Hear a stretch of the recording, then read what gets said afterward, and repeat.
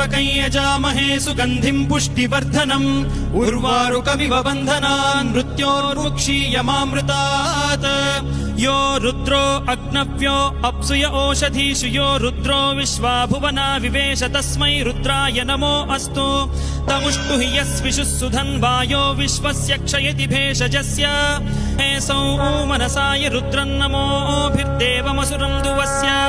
अयं मे हस्तो भगवानयं मे भगवत्तरः अयं मे विश्वभेषजोऽयं शिवाभिमर्शनः